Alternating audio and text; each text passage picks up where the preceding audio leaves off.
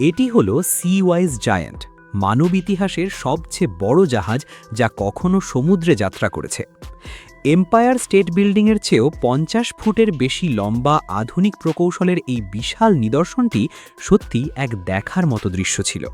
কিন্তু এত বিশাল জাহাজের প্রয়োজন কেন হয়েছিল, এবং এই জাহাজ ও এর মতো অন্যান্য জাহাজের পরিণতি কী হয়েছিল?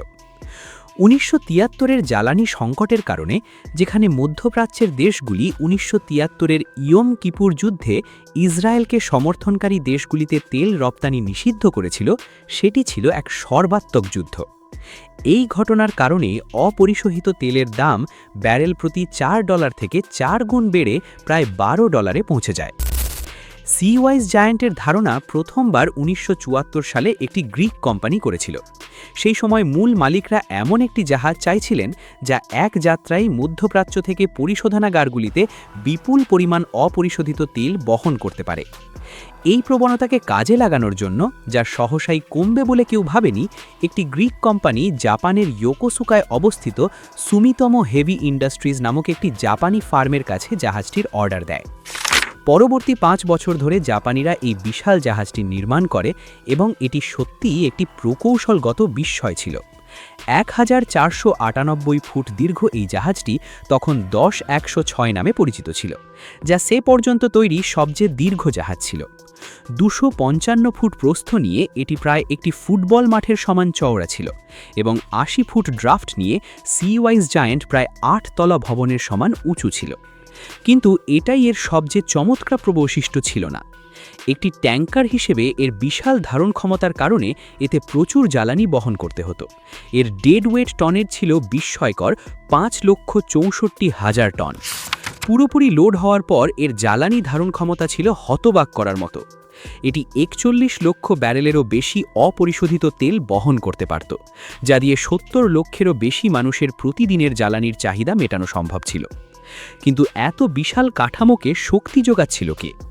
সিওয়াইজ জায়ান্টের নিচে ছিল দুটি বিশাল মিৎসুবিশি V2M8 বয়লার, যা একটিমাত্র স্টিম ইঞ্জিনকে শক্তি দিত, যার ক্ষমতা ছিল মাত্র ৫০,০০০ হর্স পাওয়ার।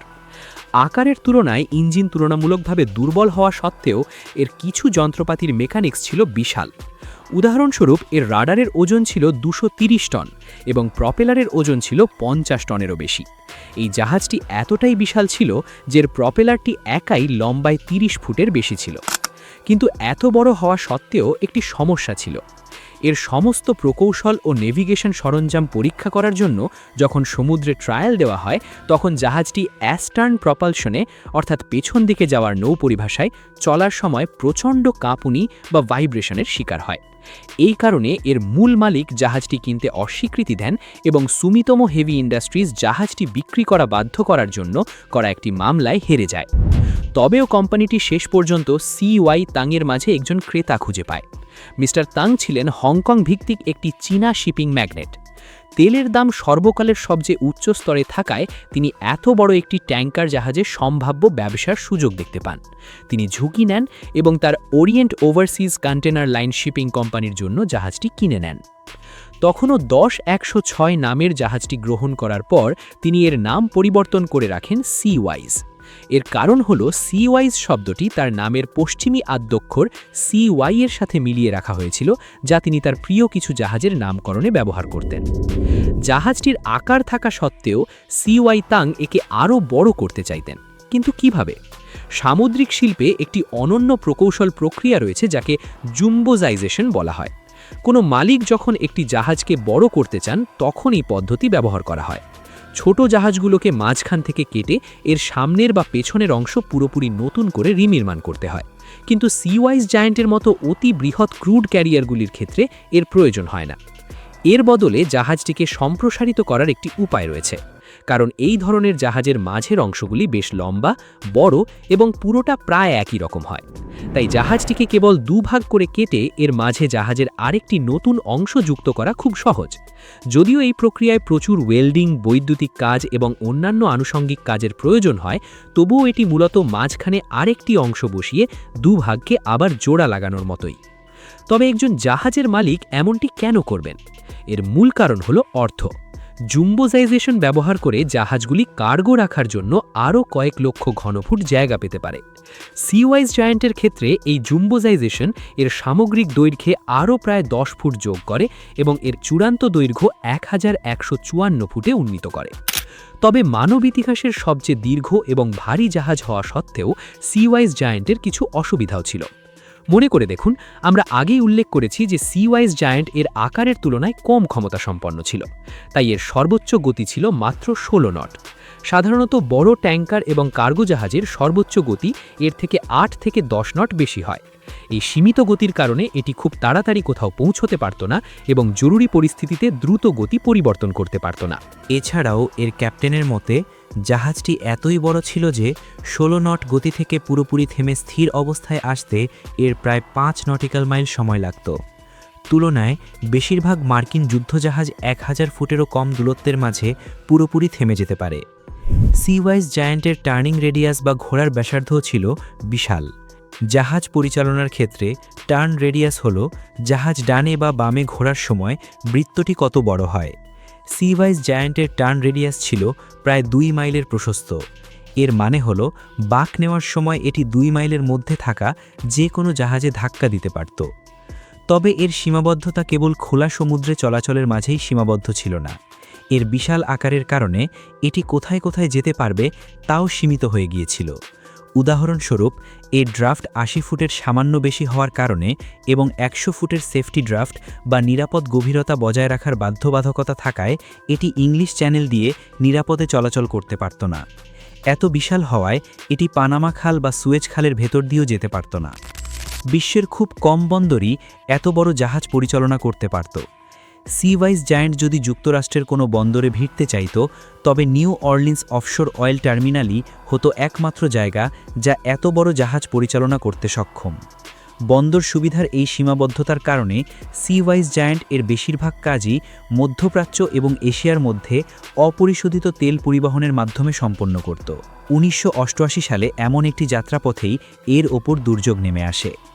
1988 সালের 4 মে বিকেলে সিওয়াইজ জায়ান্ট লারাক আইল্যান্ডের ইরানি তেল টার্মিনালের কাছে নোঙর করা ছিল। সে সময় সব পক্ষই লারাক আইল্যান্ডকে একটি নিরপেক্ষ অঞ্চল হিসেবে বিবেচনা করত, যেখান থেকে জোট নিরপেক্ষ দেশগুলো ইরানের কাছ থেকে তেল কিনে আন্তর্জাতিক বাজারে নিয়ে যেতে পারত। হরমুজ প্রণালীর কেন্দ্রে অবস্থানের কারণে এটি পূর্ববর্তী ইরানি তেল টার্মিনালগুলো থেকে শত শত মাইল দূরে ছিল, যেগুলোতে এর আগে ইরাকি বিমান, ক্ষেপণাস্ত্র এবং সমুদ্রপথে ধ্বংসাত্মক হামলা হয়েছিল।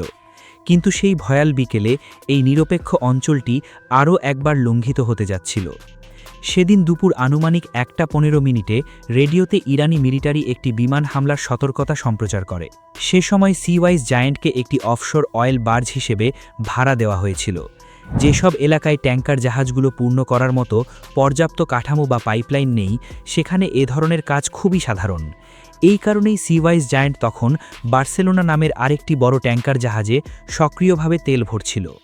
তেল ভরার কাজ চলার কারণে ইরানিরা বিমান হামলার সতর্কতা বাজানো সত্ত্বেও জাহাজগুলোর পক্ষে চাইলেও সঙ্গে সঙ্গে সেখান থেকে সরে যাওয়া সম্ভব ছিল না, কারণ তাদের পাম্প করা বন্ধ করতে হতো, বয়লারগুলো পুনরায় চালু করতে হতো এবং যাত্রা শুরু করতে হতো। এই প্রক্রিয়াটিতে কয়েক ঘন্টা সময় লাগতে পারত, যা ইরাকি যুদ্ধবিমান পৌঁছানোর আগে কোনোভাবেই সম্ভব ছিল না। বিমান হামলার সতর্কতা দেওয়ার প্রায় 30 মিনিট পর দুর্যোগ নেমে আসে। ইরাকি যুদ্ধবিমানের একটি স্কোয়াড্রন টার্মিনালের ওপর দিয়ে উড়ে আসে। সিওয়াইজ জায়ান্ট এবং বার্সেলোনার মতো জাহাজগুলো তখন সহজ লক্ষ্য হয়ে পড়ে। ইরাকিরা সিওয়াইজ জায়ান্ট এবং এর আশেপাশের জাহাজগুলোতে এক ঝাঁক এক্সোসেট মিসাইল নিক্ষেপ করে। হামলা শেষ হওয়ার পর বার্সেলোনা জাহাজটি ডুবে যায় এবং সিওয়াইজ জায়ান্টের নিয়ন্ত্রণহীনভাবে আগুন জ্বলতে থাকে। সব মিলিয়ে ইরাকিরা 2টি জাহাজ ডুবিয়ে দেয় এবং আরও 5টি জাহাজের ব্যাপক ক্ষতি করে। বহু নাবিক নিহত, আহত বা নিখোঁজ হন। লয়েডস অফ লন্ডনের বিমাকারীদের দ্বারা সম্পূর্ণ ধ্বংস বা ক্যাটাস্ট্রফিক লস হিসেবে তালিকাভুক্ত হওয়া সত্ত্বেও এটি সিওয়াইজ জায়ান্টের শেষ পরিণতি ছিল না। এই হামলা থেকে রক্ষা পাওয়ার পর, যা মূলত যুদ্ধের সময় সিওয়াইজ জায়ান্টের ওপর ইরাকের 3 নম্বর হামলা ছিল, মালিকরা এটি একটি নরওয়েজিয়ান শিপিং কোম্পানির কাছে বিক্রি করে দেয়। তারা জাহাজটিকে টেনে মালয়েশিয়ায় নিয়ে যায় এবং সেখানে বসে ঠিক করে কোন শিপইয়ার্ড এটি মেরামত করতে পারবে। অবশেষে নতুন মালিকরা সিঙ্গাপুরে এমন একটি শিপইয়ার্ড খুঁজে পায় যা এত বড় জাহাজ গ্রহণ করতে সক্ষম। তবে সামনের কাজটা ছিল বেশ কঠিন।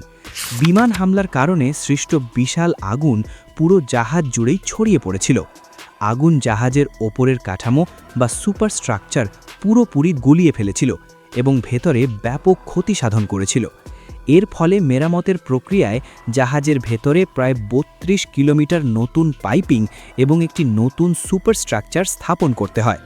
১৯৯১ সালের মধ্যে এই মেরামতের কাজ শেষ হয় এবং নতুন মালিকরা এর নামকরণ করেন হ্যাপি জায়ান্ট। তবে এই নামটিও বেশি দিন টেকেনি। মেরামত করার কিছুদিন পরেই জর্গেন জাহারে নামের একজন নরওয়েজিয়ান শিপিং ম্যাগনেট $৩ কোটি জাহাজটি কিনে নেন এবং এর নাম পরিবর্তন করে রাখেন জাহারে ভাইকিং। পরবর্তী ১৫ বছর ধরে জাহারে ভাইকিং এশিয়া, মধ্যপ্রাচ্য এবং বিশ্বের অন্যান্য বিভিন্ন বন্দরের মধ্যে বিপুল পরিমাণ অপরিশোধিত তেল পরিবহনের আগের কাজ চালিয়ে যেতে থাকে। মেরামতের সময়টুকু বাদ দিলে সমুদ্রে ২০ বছরেরও বেশি সময় কাটানোর পর ২০০৪ সালে জাহারে ভাইকিংকে কাতারের একটি মধ্যপ্রাচ্য ভিত্তিক কোম্পানির কাছে বিক্রি করে দেওয়া হয়। তারা এর নাম বদলে রাখে নক নেভিস।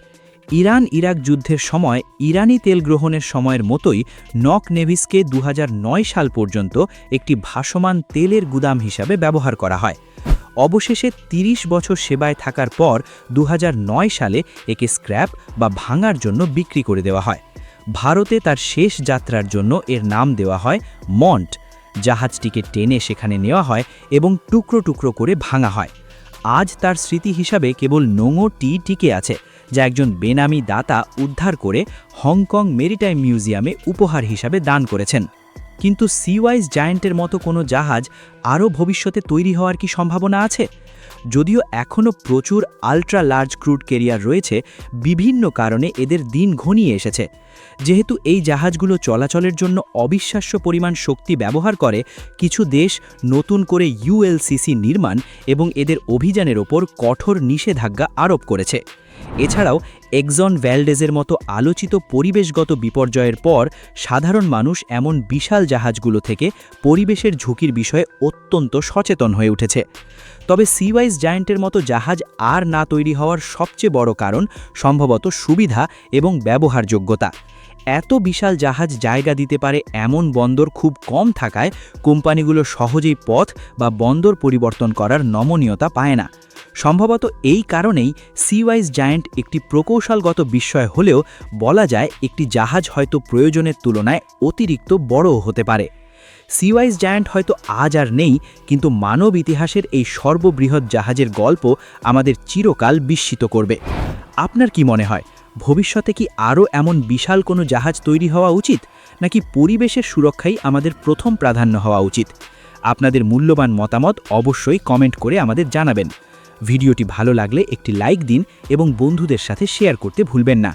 এমন আরও অনেক অজানা তথ্য, ইতিহাস এবং রোমাঞ্চকর গল্প জানতে বিশ্বের লুকোনো সত্য চ্যানেলটি সাবস্ক্রাইব করে বেল আইকনটি বাজিয়ে দিন। আজকের মতো এখানেই বিদায় নিচ্ছি। ভালো থাকবেন, সুস্থ থাকবেন। দেখা হবে আগামী পর্বে নতুন কোনো অজানার রহস্য নিয়ে। ধন্যবাদ।